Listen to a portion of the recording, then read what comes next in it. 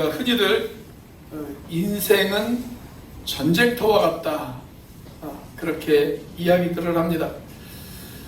정말이지 우리가 살아가는 하루하루는 전쟁과도 같은 그런 삶을 우리가 살아가고 있습니다.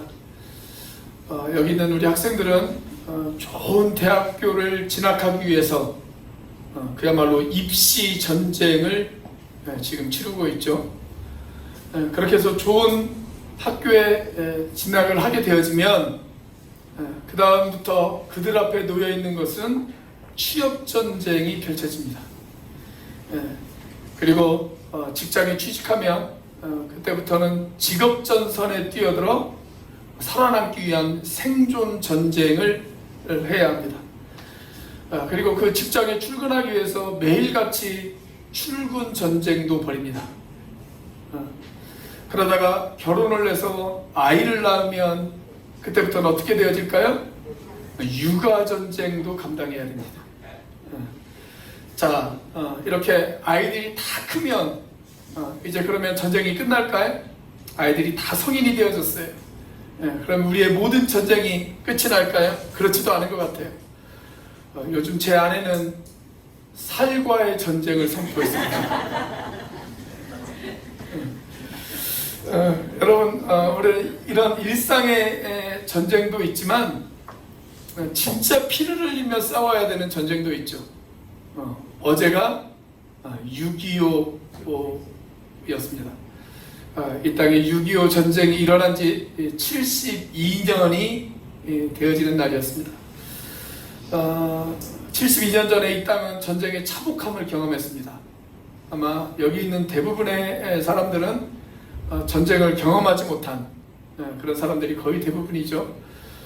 제가 알기로는 아마 우리 박종 집사님만 전쟁이 한참 진행되는 그 한가운데에서 태어나셨고요. 다른 분들은 아마 거의 대부분의 분들은 전쟁이 끝난 이후에 아마 세대가 아닌가 그렇게 생각이 되어집니다. 우리 대부분은 전쟁을 경험하지 못했어요. 그래서 전쟁의 참혹함을 우리는 그렇게 실감나게 깨닫지를 못하고 있습니다. 그런데 요즘 러시아와 우크라이나의 전쟁을 보면 전쟁의 무서움과 잔인함을 우리가 간접적으로나마 그렇게 알 수 있는 것 같습니다. 자, 그런데 성경은 이렇게 눈에 보이는 전쟁보다 더 치열한 전쟁이 이 세상에 펼쳐지고 있다. 그것은 눈에 보이지 않는 전쟁이라고 그렇게 우리에게 소개해 주고 있습니다. 우리는 그 전쟁을 가리켜서 영적 전쟁이다, 이렇게 이야기를 합니다. 자, 오늘 본문의 12절 말씀을 같이 한번 읽어보도록 하겠습니다. 시작. 우리의 씨름은 혈과 육을 상대하는 것이 아니요 통치자들과 권세들과 이 어둠의 세상 주관자들과 하늘에 있는 악의 영들을 상대함이라. 자, 우리가 가지고 있는 성경은 우리의 씨름은 이렇게 좀 점잖은 표현을 사용했어요. 자, 그런데 유진 피터슨의 메시지 성경을 보면 이 구절을 이렇게 번역을 했습니다. 이 싸움은 잠깐 출전해서 쉽게 이기고 금세 잊고 마는 한나절의 운동 경기가 아닙니다. 이 싸움은 지구전, 곧 마귀와 그 수하들을 상대로 끝까지 싸우는 사느냐 죽느냐의 싸움입니다. 어때요, 여러분? 훨씬 더 실감나지 않습니까? 저는 7월에 이 땅 제주에 있을 블레싱 제주야말로 정말 치열한 영적인 전쟁이 되어질 것이다 라고 그렇게 생각이 되어집니다. 자, 그렇다면 문제는 이것입니다. 이 영적 전쟁의 승리를 위해서 과연 저와 여러분들은 무엇을 준비해야 될까요? 첫째, 거룩한 긴장이 필요합니다. 따라서 해볼까요? 거룩한 긴장이 필요합니다. 뭐가 필요하다고요?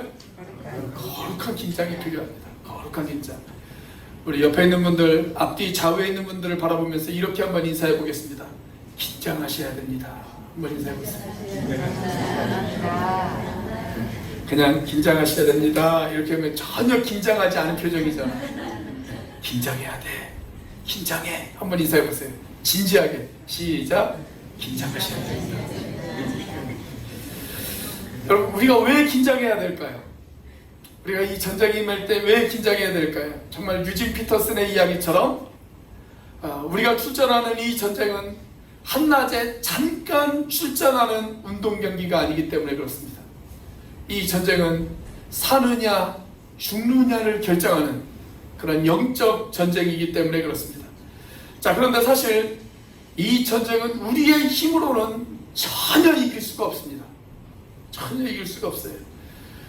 우리가 싸우는 그 싸움의 대상이 눈에 보이지 않는 적이라고 그렇게 성경은 우리에게 이야기하고 있지 않습니까?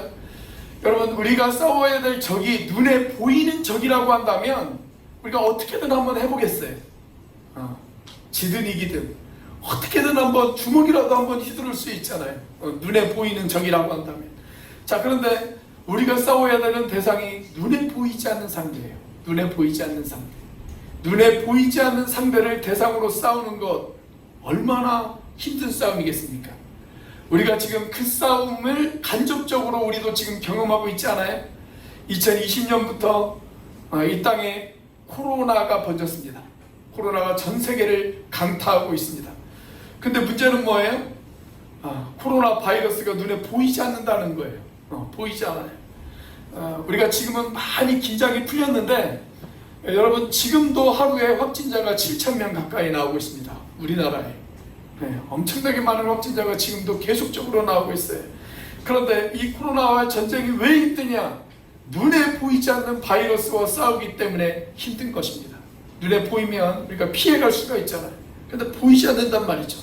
자, 그런데 여러분, 이 영적 전쟁은 그 코로나 바이러스보다 훨씬 강한 적이 우리들 앞에 놓여 있다 라고 그렇게 성경은 우리에게 이야기하고 있습니다. 자, 우리가 싸워야 될 그 상대의 정체, 그 정체를 12절에서 소개해 주고 있어요. 자, 12절 말씀 같이 한번 읽어보겠습니다. 시작. 우리의 씨름은 혈과 육을 상대하는 것이 아니요 통치자들과 권세들과 이 어둠의 세상 주관자들과 하늘에 있는 악의 영들을 상대함이라. 자, 여기 보면 네 종류의 존재들이 등장합니다. 첫 번째는 뭐가 등장해요? 통치자, 권세들, 어둠의 세상 주관자, 하늘에 있는 악의 영들, 이렇게 네 종류가 등장을 해요. 불리는 호칭은 다르지만 공통점은 뭐냐면 눈에 보이지 않는 존재라는 거예요. 유진 피터슨은 이 네 종류를 한데 뭉뚱그려서 뭐라고 이야기하냐면 마귀와 그의 부하들이다, 그렇게 이야기를 합니다. 자, 이 영적 존재들이 사용하는 무기가 있어요. 어떤 무기를 사용할까요? 그 무기가 11절에 등장해요. 자, 11절에 보면 이렇게 되어 있죠. 마귀의 관계를 능히 대적하기 위하여, 이렇게 기록되어 있어요. 자, 그러니까 마귀와 그의 부하들이 사용하는 무기가 뭐냐? 그 무기가 뭐예요? 관계라는 것입니다. 관계. 자, 원래 헬라어에서 이 관계라고 하는 말은 메소데이아라고 하는 단어를 사용했어요. 메소데이아. 이 단어에서 수단 또는 방법이라고 하는 영어 단어 메소드라고 하는 단어가 이 단어에서 나왔습니다. 메소드. 자, 여러분, 마귀 사탄은 저와 여러분들을 파괴하고 저와 여러분들을 좌절시키기 위해서 수단과 방법을 가리지 않는다는 사실을 알고 계십니까? 마귀는 우리를 무너뜨리기 위해서 수단과 방법을 가리지 않아요. 그래서 때로는 자신이 빛의 천사인 것처럼 위장해서 저와 여러분들에게 접근하기도 합니다. 때로는 우리를 옴짝달싹할 수 없는 덫을 놓아서 우리를 함정에 빠뜨리기도 합니다. 우리가 잘 알고 있는 사도 베드로도 그 함정에 한번 빠진 적이 있죠. 자신이 그 함정에 빠져서 허우적거린 경험이 있기 때문에 저와 여러분들에게 아주 실감나게 이렇게 경고하고 있지 않습니까? 자, 베드로전서 5장 8절입니다. 같이 한번 읽어보겠습니다. 시작. 근신하라, 깨어라. 너희 대적 마귀가 우는 사자같이 두루 다니며 삼킬 자를 찾나니. 지난달에 저희 큰애가 입대를 했잖아요.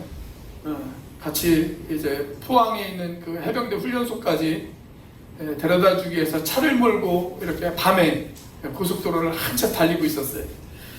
그런데 그 고속도로를 한참 달리고 있는데 그 고속도로 옆에 아주 빨간 글씨로 큼지막하게 4글자가 쓰여져 있더라고요. 그런 전광판을 제가 몇 개를 봤어요. 그런데 그 전광판을 볼 때마다 제가 정신이 번쩍 들었습니다. 어떤 전광판이냐면 이런 전광판이에요. 이런 전광판이 써있더라고요. 졸면 죽음. 이렇게 써있더라고요. 졸면 죽음. 졸면 죽어요. 졸면 죽습니다. 그래서 베드로가 뭐라고 이야기합니까? 근신하라고, 깨어있으라고, 그렇게 이야기하지 않습니까? 우리 옆에 있는 분하고 다시 한번 인사해 보겠습니다. 졸면 죽습니다. 네, 졸면 죽습니다, 여러분. 그러므로 여러분, 마귀를 절대 과소평가하지 마십시오. 적어도 마귀는 우리보다 힘이 셉니다. 적어도 마귀는 우리보다 더 똑똑합니다. 그래서 내 지혜와 내 능력으로는 절대 그 마귀를 상대할 수가 없습니다. 자, 어떤 신학자는 그런 이야기를 하더라고요. 마귀는 적어도 박사학위가 10개 이상은 있다. 그렇게 이야기를 하더라고요. 여러분, 마귀가 심리학 박사라는 거 아세요? 마귀는 오은영 박사보다 저와 여러분들의 마음을 더 잘 알고 있습니다. 여러분, 마귀가 철학 박사라고 하는 사실을 아십니까? 그래서 여러분들이 예수를 믿지 않아도 되는 이유를 한 100가지 정도는 아주 논리적으로 이야기할 수 있는 게 마귀입니다. 그 마귀의 속임수에 속지 마십시오. 절대 마귀를 과소평가하지 마십시오. 저와 여러분의 힘으로는 그 마귀를 절대 이길 수가 없습니다. 자, 그렇다면 우리에게는 희망이 없는 것일까요? 우리는 이 싸움에서 질 수밖에 없는 것일까요? 그 마귀가 그렇게 강하기 때문에, 나보다 똑똑하고 나보다 힘이 세기 때문에 이 싸움에서 우리는 절대 질 수밖에 없는 그런 연약한 존재일까요? 아니에요. 성경은 우리에게 이길 방법이 있다고 가르칩니다. 여러분, 그게 뭘까요? 마귀보다 더 힘이 센 분을 의지하시면 됩니다. 아멘. 여러분, 마귀는 능한 존재예요. 그런데 전능하지는 못해요. 여러분, 마귀는 똑똑합니다. 지혜가 있습니다. 그러나 전지하지는 못합니다. 자, 그래서 우리가 마귀를 이기려면 어떻게 해야 될까요? 전지하시고 전능하신 분을 의지하시면 됩니다. 그 전지하시고 전능하신 분이 내 편이 되어 주셔서 나를 대신해서 싸워주신다면 여러분, 우리가 이 전쟁에서 이길 수 있지 않겠습니까? 아멘. 사랑하는 여러분, 마귀 사탄은 지금도 우는 사자와 같이 그가 삼킬 자를 찾고 있습니다. 그러므로 절대 방심하지 말아야 됩니다. 긴장하셔야 됩니다. 근신하고 깨어 있어야 합니다. 졸면 죽습니다. 그래서 깨어 있어야 됩니다.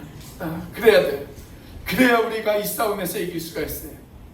우리가 거룩한 긴장을 하셔야 돼요. 자, 영적 전쟁에서 승리하기 위해서 우리에게 필요한 건 무엇일까요? 두 번째로 거룩한 무장이 필요합니다. 거룩한 무장이 필요합니다. 우리가 긴장했다고 해서 저절로 그 싸움에서 이기는 것은 아니에요. 이제 긴장을 했으면 우리에게 필요한 게 있어요. 뭐예요? 무기들로 무장을 해야 돼요. 그래야 싸울 수 있죠. 우리보다 강한 그 마귀와 싸우기 위해서 우리가 무장해야 되지 않겠습니까? 중국의 유명한 크리스천 지도자였던 워치만 리라고 하는 분이 에베소서를 설교하면서 쓴 책이 한 권 있습니다. 이 책에서 에베소서 전체를 관통하는 3가지 중요한 동사가 있다. 그렇게 그분이 이야기를 했어요. 그래서 이 책의 제목을 뭐라고 지었냐면, 책의 제목이 이렇습니다. 좌행참입니다. 좌행참. 앉는다, 걷는다, 서다, 그런 뜻이죠. 앉을 좌, 갈행, 걸을 행, 서 있을 참, 좌행참, 이렇게 책 제목을 정했습니다. 여러분, 우리가 에베소서 2장을 보시면 우리가 예수 그리스도를 믿는 순간 우리는 하늘 보좌에 예수님과 함께 앉는다, 그렇게 기록되어 있어요. 그래서 우리는 이제 세상에 속한 사람이 아니에요. 우리는 예수 그리스도에게 속한 사람이에요. 내가 예수님을 나의 구주로 모신 순간 우리는 하늘 보좌의 안치움을 받은 예수님께 속한 예수님의 사람이 되어지는 것입니다. 자, 이렇게 예수님에게 속해 있는 사람이 해야 될 일이 있어요. 그게 뭘까요? 예수님과 함께 걸어야 돼요. 예수님과 함께 동행해야 됩니다. 그래서 에베소서 4장을 보면 주 안에서 합당하게 행하라, 그렇게 이야기합니다. 빛의 자녀라면 빛의 자녀답게 행하라, 그렇게 기록되어 있어요. 자, 예수님과 함께 행하는 것. 자, 그런데 예수님과 그렇게 걷다 보면 우리가 반드시 만나는 존재가 있습니다. 그 존재가 누굴까요? 원수를 만나요. 원수를 만나요. 사탄, 마귀를 만납니다. 자, 그때 도망치지 말고 그 원수된 마귀 사탄과 맞서서 싸울 수 있어야 된다, 그렇게 이야기하고 있습니다. 자, 그것이 오늘 본문의 13절입니다. 자, 13절 말씀 같이 한번 읽어보겠습니다. 시작. 그러므로 하나님의 전신갑주를 취하라. 이는 악한 날에 너희가 능히 대적하고 모든 일을 행한 후에 서기 위함이라. 담대하게 마귀 앞에 서서 싸우려면 우리에게 필요한 게 있어요. 그게 바로 무장이에요. 무장을 하셔야 돼요. 자, 그래서 그 무기를 가리켜서 여기 뭐라고 이야기를 합니까? 전신갑주다, 그렇게 이야기를 하고 있습니다. 전신갑주다. 마귀는 틈을 노리거든요. 잠깐이라도 우리에게 틈이 보이면 마귀는 그 틈을 이용해서 우리를 공격합니다. 그래서 틈이 생기지 않도록 전신갑주가 필요해요. 전신갑주가. 자, 에베소서 4장 27절 말씀에 보면 저와 여러분들에게 이렇게 경고하고 있어요. 자, 같이 한번 읽어보겠습니다. 시작. 마귀에게 틈을 주지 말라. 마귀에게 틈을 주지 말라고 이야기합니다. 이 틈을 주지 않기 위해서 우리에게 필요한 건 하나님의 전신갑주예요. 전신갑주. 자, 14절부터 17절까지를 통해서 우리의 몸을 보호해 줄 수 있는 그 전신갑주를 우리에게 소개해 주고 있습니다. 자, 특별히 우리 몸에 아주 중요한 6개의 신체 부위를 보호할 수 있는 무기를 거기에서 소개해 주고 있죠. 우선 우리의 신체 중에서 가장 중요한 신체 부위가 어디입니까? 머리잖아요. 머리. 자, 이 머리부터 한번 살펴보겠습니다. 머리에 우리는 어떤 무기를 착용해야 돼요? 구원의 투구. 구원의 투구를 착용해야 됩니다. 구원의 투기가 내 머리를 보호한단 말이죠. 가장 중요한 머리를 보호해요. 자, 그런데 교회 다니면서 아직도 내가 구원의 확신이 없다, 그런다면 어떻게 되어질까요? 그 사람은 100번 싸워서 100번 질 수밖에 없어요. 왜냐하면 가장 중요한 신체 부위를 보호하지 못했기 때문에 그렇습니다. 그래서 우리에게 가장 중요한 것 중에 하나가 뭐냐? 구원의 투구를 쓰는 거예요. 구원의 투구를 쓰는 거. 자, 허리에는 뭘 띄어야 됩니까? 허리에는 진리의 허리띠를 띄어야 된다라고 이야기를 합니다. 자, 여기에서 말하는 진리는 진실이라고 하는 단어로 바꾸어서 이야기해도 괜찮습니다. 여러분, 저와 여러분들이 진실하게 살수록 우리가 보호되어질 수가 있어요. 견고하게 우리의 영혼이 보호되어질 수가 있어요. 성경은 사탄을 가리켜서 뭐라고 이야기를 하냐면 거짓의 아비다, 그렇게 이야기를 하고 있습니다. 우리가 진실을 행하지 못하고 거짓을 행하는 순간 우리는 사탄의 먹잇감이 되어지는 거예요. 그래서 믿는 사람들은 어떻게 살아야 돼요? 진실하게 살아야 돼요. 진실하게 살려고 노력을 해야 됩니다. 자, 가슴에는 의의 흉배를 붙이라, 즉 의의 호신경을 붙이라 라고 그렇게 이야기를 합니다. 저와 여러분, 예수를 믿는 순간 우리는 의롭다함을 받습니다. 의롭다함을 받아요. 의롭다함을 받았다면 이제는 의에 목말라 하셔야 됩니다. 우리가 의에 목말라 하기 때문에 우리는 의를 행하면서 살아야 됩니다. 의롭게 살아야 된다는 거예요.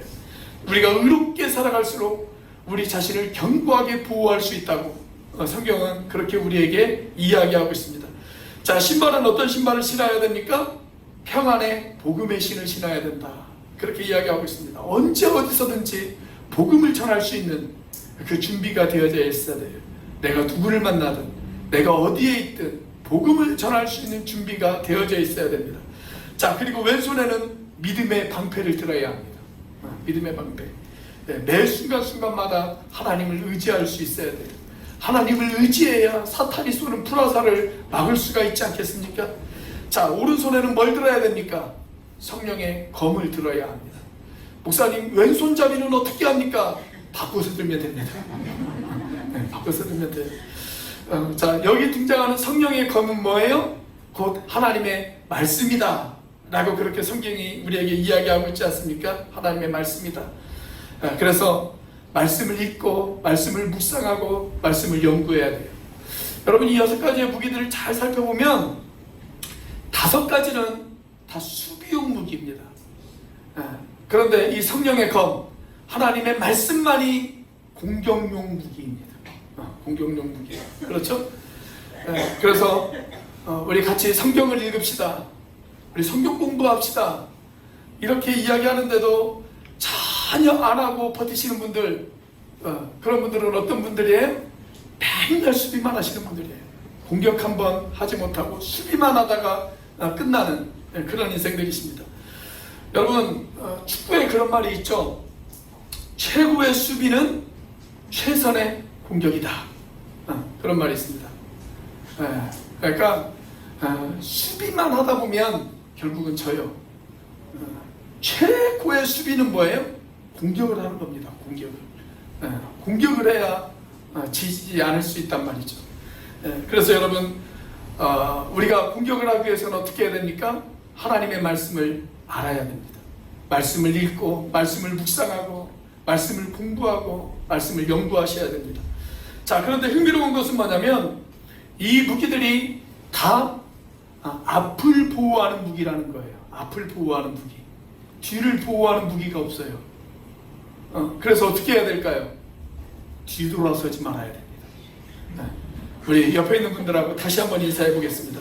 뒤돌아서지 마세요. 한번 인사해 보세요. 뒤돌아서지 마세요. 자, 여러분들이 이왕 신앙의 길에 들어섰다, 뒤돌아서지 마셔야 됩니다. 내 옛날 과거가 어땠는데, 옛날에 즐기던 것, 옛날에 마시던 것, 뒤돌아서지 마시고 이제는 앞만 보시고 달리셔야 됩니다. 앞만 보시고 달리셔야 돼요.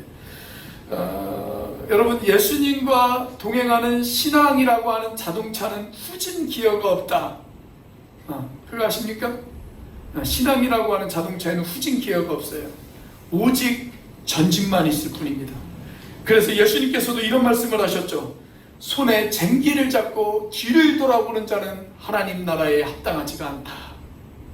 그렇게 예수님께서도 말씀하셨잖아요. 자, 또 하나 흥미로운 것.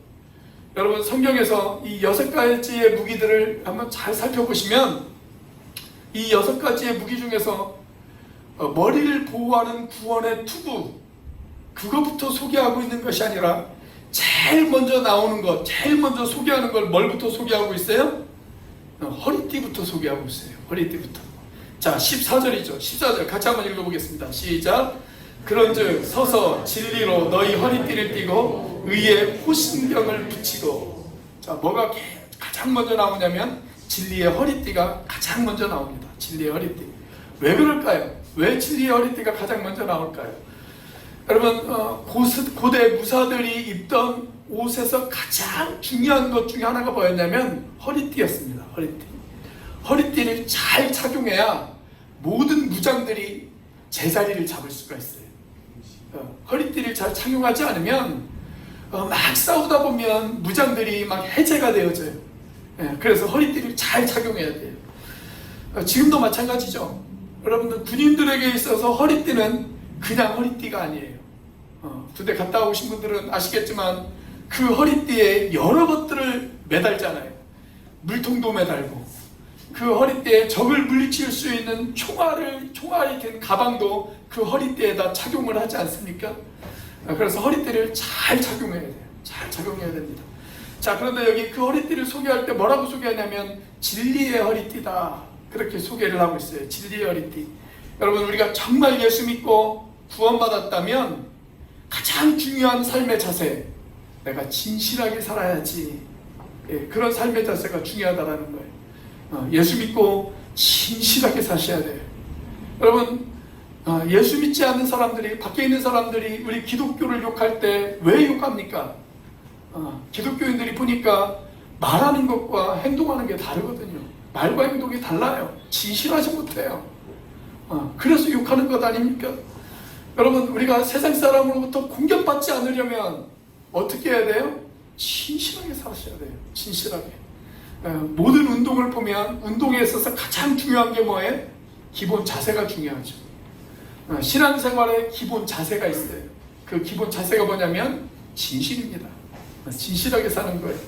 그래서 우리가 돈 몇 푼에 이리 흔들리고 저리 흔들리고 그렇게 살아가지 말고 우리가 예수 믿는 사람답게, 하나님의 자녀답게, 빛의 자녀답게 그렇게 진실하게 살아야 된다라고 성경은 저와 여러분들에게 이야기하고 있습니다. 이런 모든 무장들을 잘 무장해서 영적 싸움에 승리할 수 있는 저와 여러분들이 되시기를 주님의 이름으로 축원합니다. 자, 이 영적 전쟁의 승리를 위해서 우리에게 필요한 것 무엇일까요? 마지막 세 번째로 거룩한 기도가 필요합니다. 거룩한 기도가 필요해요. 자, 우리가 좋은 갑옷을 입었어요. 좋은 칼을 손에 들었어요. 좋은 방패도 손에 들었습니다. 그렇다고 해서 우리가 저절로 승리가 보장되어질까요? 아니죠. 우리가 아무리 좋은 무기를 가지고 있다 할지라도 내가 겁을 먹었어요. 겁을 잔뜩 먹어서 제대로 칼 한 번 휘두르지 못한다면 여러분 그 싸움에서 어떻게 이길 수가 있겠습니까? 그래서 좋은 무기를 가지고 있다면 이제 우리에게 필요한 게 있어요. 뭐가 필요할까요? 용기가 필요합니다. 담대함이 필요합니다. 자, 그런데 그 용기를 가져다 주는 것, 그 담대함을 가져다 주는 것, 그것이 뭐냐면 기도입니다. 기도다. 기도하기 전에는 내 힘으로 싸우는 것 같아서 막막해요. 기도하기 전에는 답답합니다. 기도하기 전에는 겁이 납니다. 내가 이 싸움에서 과연 이길 수 있을까? 자신이 없습니다. 그러나 기도하고 나면 그래, 이 싸움은 내가 싸우는 것이 아니다. 이 싸움은 하나님이 싸워주시는 것이다. 그런 용기가 생깁니다. 그래서 우리가 싸울 수 있도록 영적인 힘을 제공하는 유일한 힘의 원천, 그것이 바로 기도라는 거예요. 기도다. 우리가 아무리 좋은 칼을 가지고 있고 아무리 좋은 무기를 가지고 있어도 기도하지 않으면 100번 싸워서 100번 질 수밖에 없습니다. 자, 그 말씀이 18절입니다. 같이 한번 읽습니다. 시작.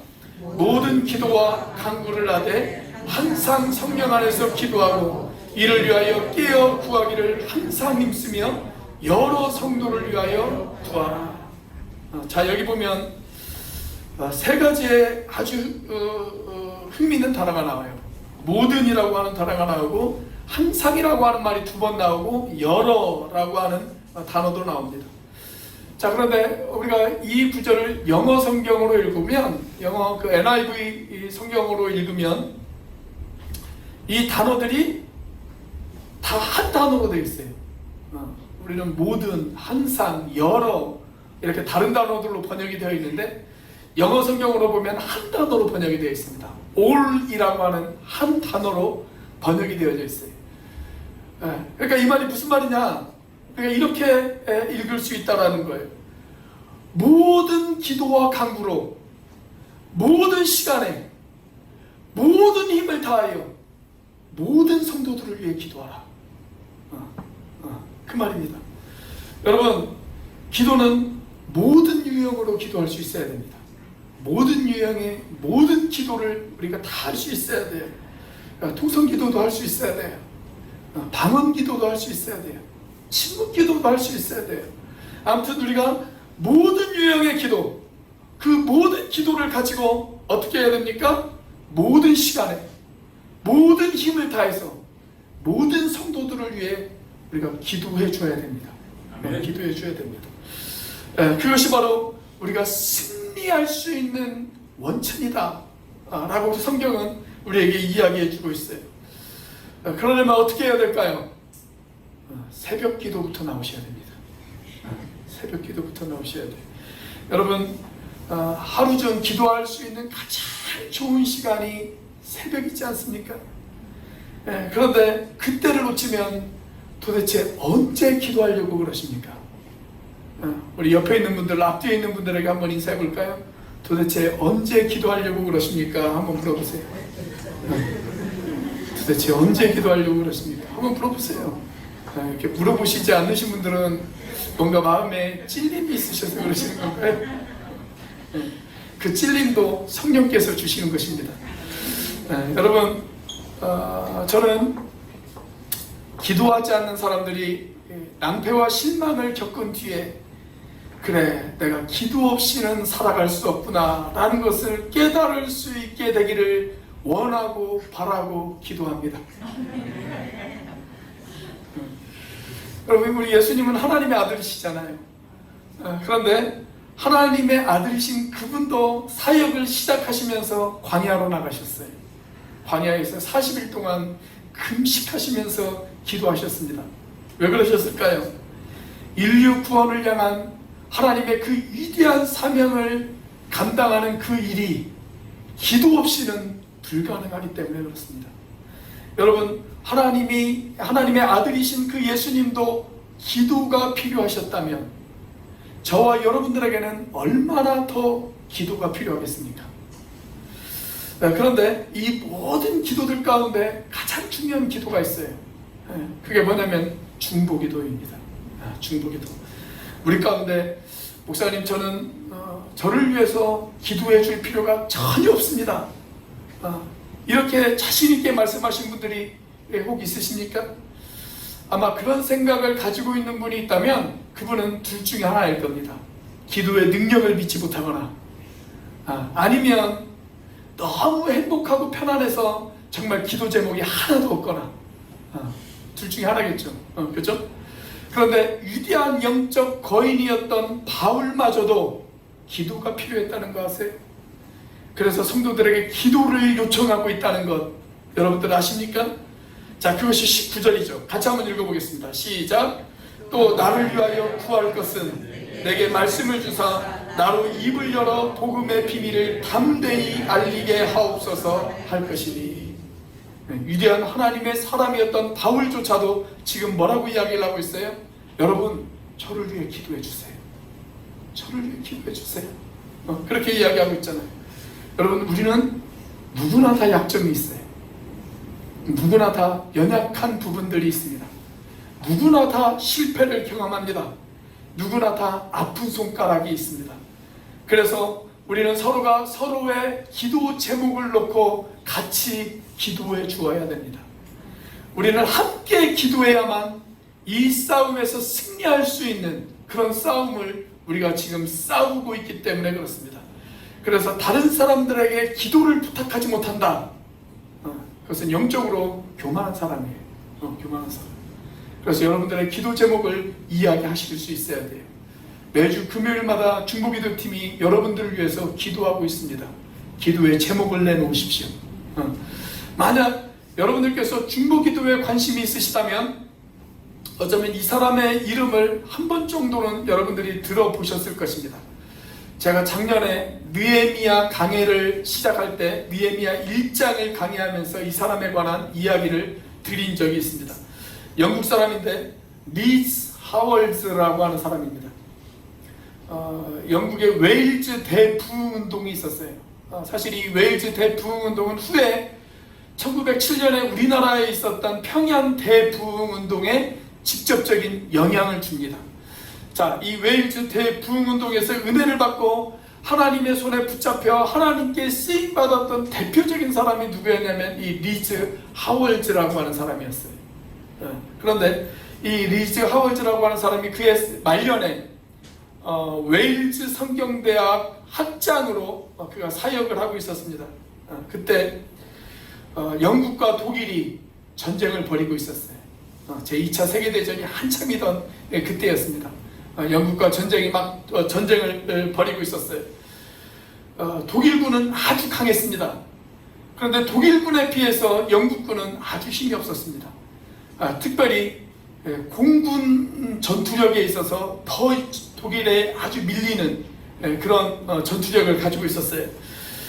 이날 독일군이 대대적인 폭격이 영국에 시작되어지고 있었습니다. 그때가 언제냐면 1940년 9월 15일입니다. 독일군의 전투기들이 영국을 대대적으로 공격을 해서 영국을 쑥대밭으로 만들고 있었어요. 만약에 독일군의 공격이 한 10분 정도만 더 계속되어진다면 이제 영국은 완전히 손을 들고 항복해야 될 그런 위기에 내몰렸습니다. 그런데 그렇게 맹렬하게 폭탄을 퍼붓던 독일의 전투기들이 갑자기 방향을 바꿔서 후퇴하기 시작합니다. 그것도 아무 이유 없이 말입니다. 후퇴할 이유가 전혀 없었어요. 그런데 갑자기 기술을 돌려서 전투기들이 후퇴하기 시작을 했어요. 나중에 전쟁이 끝나고 독일의 한 전투기 조종사가 이런 고백을 했습니다. 뭐라고 고백을 했냐면 그들이 막 공격을 하고 있는데 갑자기 눈앞에 엄청나게 많은 전투기들이 자기들을 향해서 날아오고 있다는 거예요. 엄청나게 많은 전투기들이 날아오자 무슨 명령이 내렸냐면 후퇴 명령이 내려졌습니다. 후퇴하라. 그래서 기술을 돌렸다라는 거예요. 그런데 그날 영국은 단 한 대의 비행기도 띄우지를 못했어요. 단 한 대의 비행기도 띄우지를 못했습니다. 후에 영국의 공군 전투부대 사령관이었던 공군 대장 다우딩이라고 하는 사람은 이날 이 전투를 회상하면서 이렇게 이야기를 했습니다. 이날 독일군의 갑작스러운 퇴각은 이해할 수 없는 사건이었고 이것은 하나님의 특별한 개입이 아니고서는 설명할 방법이 없었다. 이 사건이야말로 전쟁의 흐름을 바꾸어 놓은 엄청난 사건이었다. 그렇게 이야기를 했습니다. 자, 그런데 전쟁이 9월 15일 날 벌어졌어요. 그런데 9월 14일 저녁부터 바로 이 사람 리즈 하월즈라고 하는 사람이 학생들을 강당에 모아놓았습니다. 그리고 학생들에게 기도를 요청하기 시작합니다. 기도회를 인도하면서 이 리즈 하월즈라고 하는 사람은 이런 설교를 했다고 합니다. 이 책에 나온 내용 그대로 제가 여러분들에게 한번 읽어드리도록 하겠습니다. 여러분, 잦은 공습으로 마음이 흔들리는 분들이 계십니까? 여러분 자신이 지옥에서 구원받으셨다는 것을 믿으십니까? 그렇다면 이 공습에서도 구원받을 수 있다는 것을 왜 믿지 못하십니까? 우리가 만일 지금 믿음으로 하나님께 나아갈 수 있다면 저 나치 속에서 역사하는 마귀의 힘은 오래가지 않아 종말을 맞이하게 되어질 것입니다. 이 땅의 고귀한 생명을 보호하기 위해서 하나님은 전쟁의 흐름을 바꾸어 놓을 일을 반드시 행하실 것입니다. 이렇게 이야기하면서 학생들에게 기도를 요청했습니다. 그리고 그날 저녁 학생들은 밤새도록 기도했다고 해요. 그리고 그 기도는 그 다음 날까지 이어졌어요. 그리고 나서 바로 이 사건이 벌어졌어요. 여러분, 이 기도는 이 전쟁은 기도가 그 전쟁의 승패를 바꿔놓은 그런 전쟁이었다라고 이야기할 수가 있습니다. 사랑하는 여러분, 지금 우리에게 바로 이런 승리가 필요하지 않을까요? 아멘. 7월 19일과 20일 우리 교회를 포함해서 제주 땅 전역에 영적인 전쟁이 선포되어졌습니다. 이 전쟁에서 우리가 승리해야 하지 않겠습니까? 아멘. 그렇다면 지금 이 전쟁에서 가장 필요한 것 무엇일까요? 우리의 기도가 필요합니다. 우리의 기도가 필요합니다. 그래서 저는 여러분들에게 113 기도를 요청합니다. 하루 2회 이상 적어도 3분 동안 여러분들이 서 있는 위치가 어디든 여러분들이 이 도평 땅을 향하여 여러분들의 얼굴을 돌려주시기 바랍니다. 그리고 이 땅에서 벌어질, 그리고 제주 땅 전역에서 벌어질 그 영적인 전투를 위하여 여러분들이 거룩한 두 손을 들고 하나님 앞에 기도해 주시기 바랍니다. 아멘. 여러분, 전쟁의 날짜가 잡혔습니다. 전쟁은 이미 시작되어졌습니다. 아멘. 그날 우리가 이 전쟁에 승리하기 위해서 여러분들의 기도가 절실히 필요합니다. 아멘. 그날 무성도 피를 흘리면서 이 전쟁에 나와서 큰 싸움을 하고 있는데 나는 어찌 편히 누워서 상 받기를 바라시겠습니까? 그렇다면 이 전쟁을 위하여 여러분들이 해야 될 일이 무엇일까요? 여러분, 거룩한 긴장이 필요합니다. 아멘. 여러분들에게 거룩한 무장이 필요합니다. 아멘. 그리고 거룩한 기도가 우리 가운데 필요합니다. 그렇게 우리가 이 전쟁에 임한다면 우리는 반드시 이 전쟁에서 승리를 거둘 것입니다. 그리고 우리 교회에 이 땅 제주 땅 전역에 그 승리의 노랫소리가 울려 퍼지게 되어질 것입니다. 아멘. 함께 피 흘려 싸운 성도들에게 주님께서 승리의 면류관을 허락하실 것입니다. 아멘. 그 승리의 면류관을 함께 받을 수 있는 저와 여러분들이 되시기를 주님의 이름으로 축원합니다. 아멘. 기도하시겠습니다.